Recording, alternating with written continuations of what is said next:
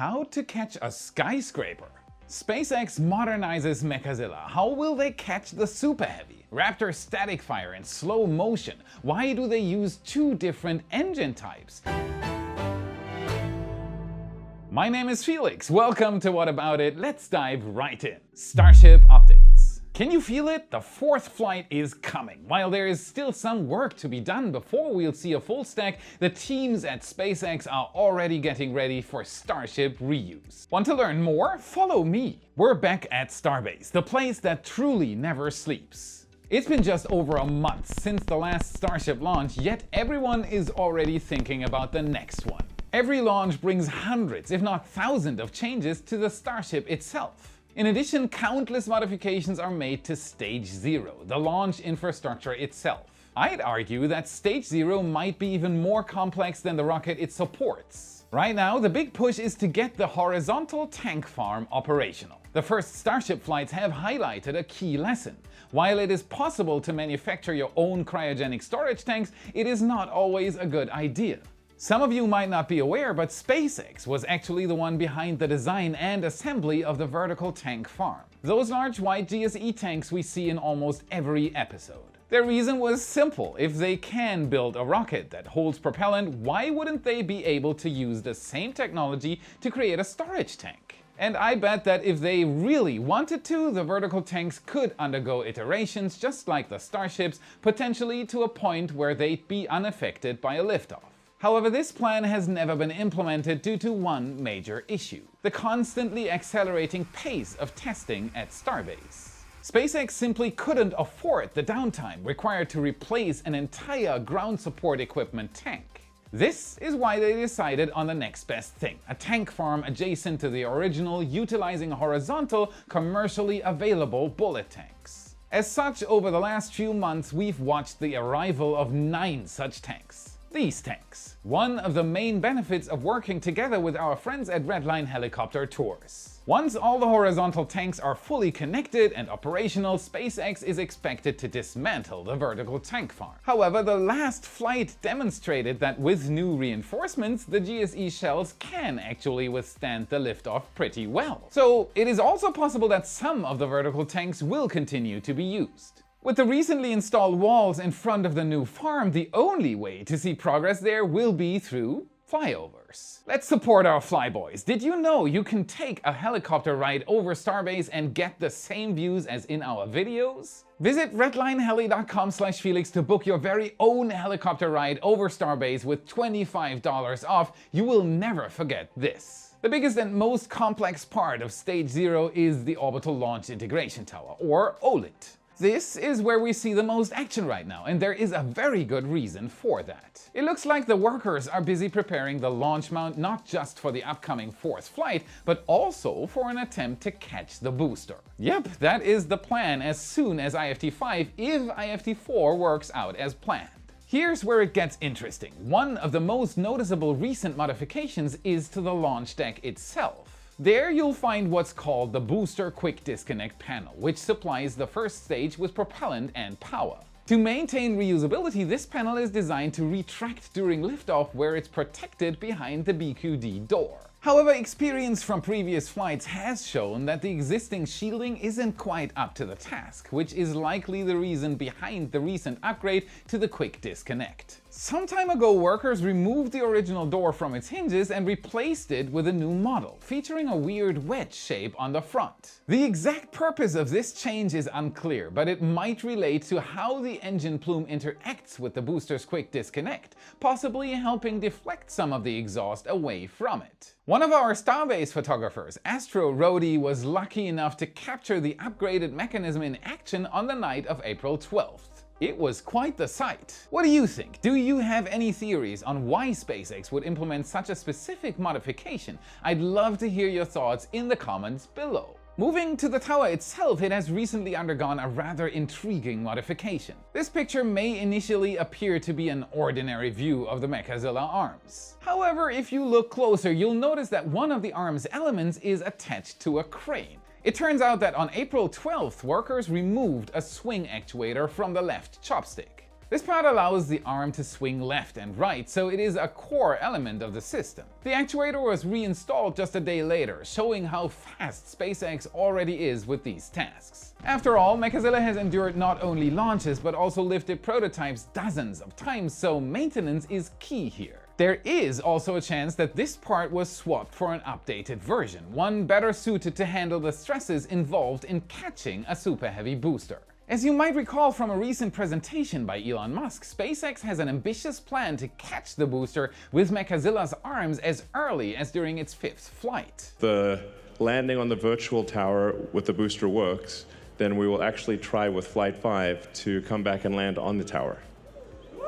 No. That could be just 3, maybe 4 months away. But how exactly do they plan to pull off such a maneuver? How do you catch a 70-meter or 230-foot tall, 200-ton steel can falling from the sky? To understand how innovative SpaceX's approach is, let's first check out the current options for rocket first stage recovery. Let's answer the good old question if SpaceX is actually innovating or just copying old stuff and improving it, shall we? Currently, there are only 2 operational rockets with boosters capable of landing: SpaceX's Falcon 9 and Blue Origin's New Shepard. Most of you are likely familiar with Falcon 9's dramatic landings, whether on a drone ship or back at the launch site. This rocket executes what's known as a suicide burn, also referred to as the hover slam. It is a fitting name. Falcon 9's first stage is basically so lightweight that even at its lowest throttle setting, the Merlin engines generate enough power to brake and then cause the booster to go up again. In other words, it can't hover, which is less than ideal when you need to land precisely in the middle of the ocean. Enter the hover slam maneuver.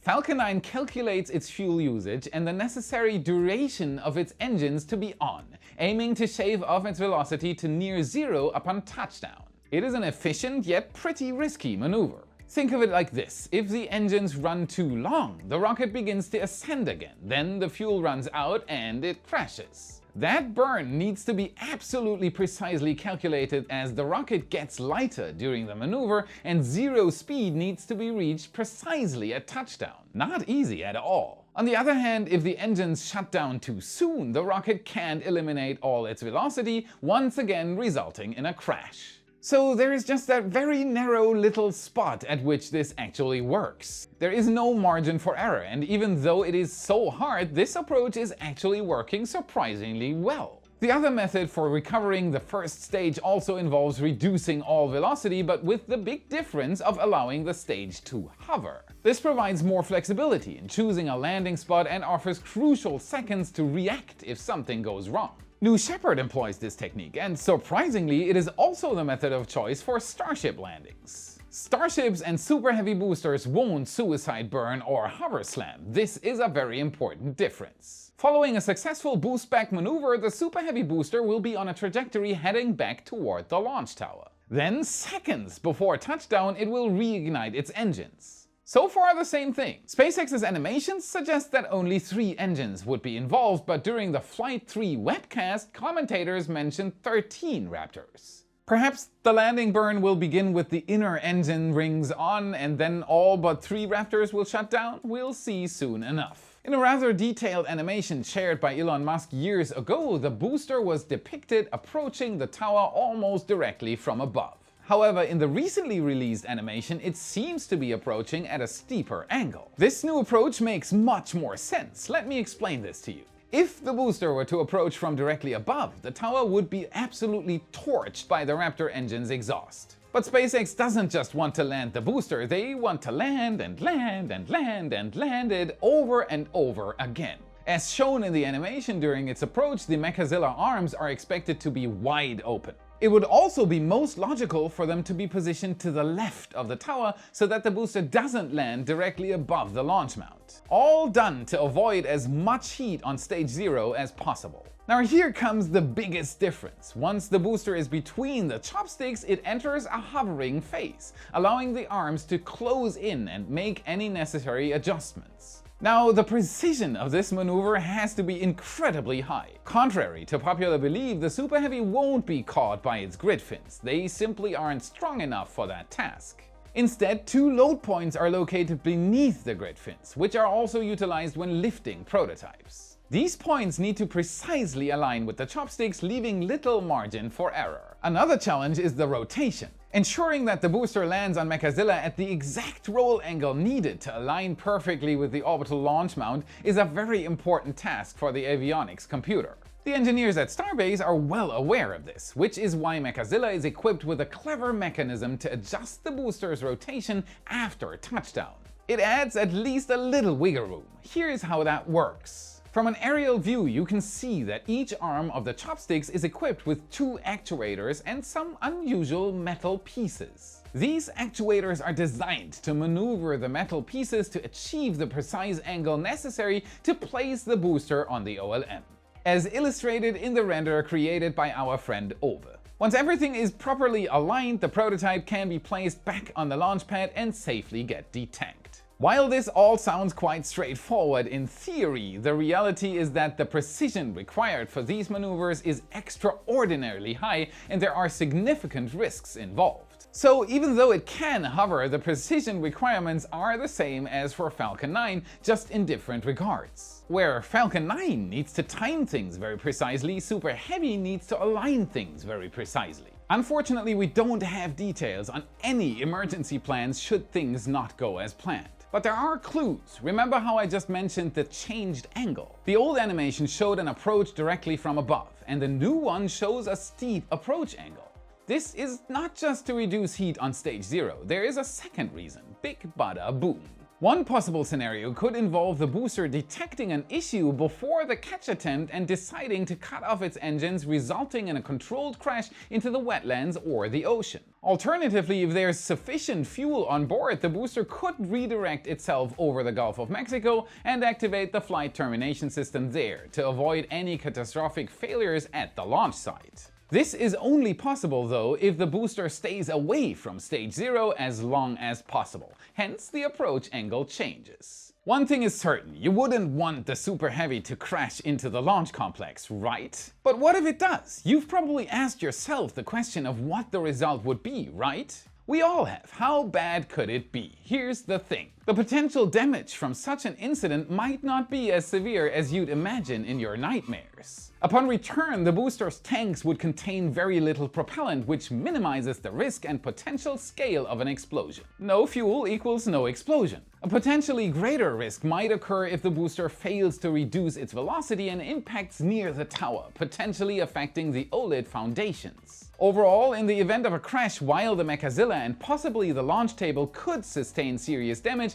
scenarios involving a tank farm explosion or the launch tower collapsing are highly unlikely. If the problem occurs during the actual catch attempt, there is almost no fuel left. If it happens earlier, the booster is not above the launch site. At least that's the theory. Hopefully we'll never have to learn how badly a booster crash can end.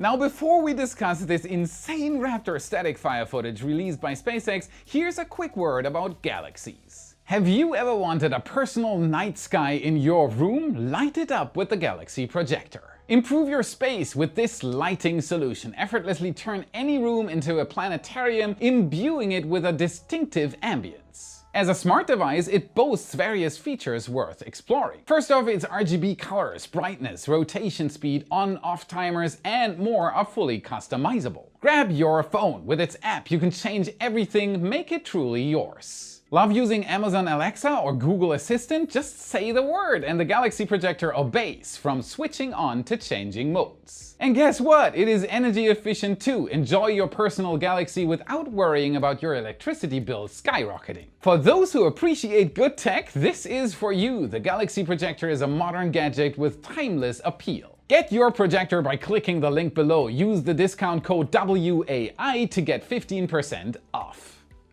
Alright, insane Raptor static fire footage. That sounded good, right? Take a look at this and tell me in the comments if you've ever seen cooler footage of an engine test. This is a recent static fire of a Raptor engine at the McGregor facility, captured in slow motion, but it is not just any test. There are a few fascinating things we can learn from this. First, it's important to note that this is the vacuum optimized version of the Raptor engine. You can distinguish it by its significantly larger engine bell compared to the standard atmospheric nozzle. Now, you might wonder, why do we even have two different types of engines? Couldn't SpaceX just use 6 of the smaller atmospheric Raptors? Technically they could. It's not that the atmospheric version won't function in space. However, it is mostly a matter of efficiency. Rocket engines work by expelling exhaust gases through a nozzle to generate thrust. For optimal efficiency, these gases should perfectly follow the contour of the nozzle, with the pressure of the exhaust matching the external atmospheric pressure at the nozzle exit.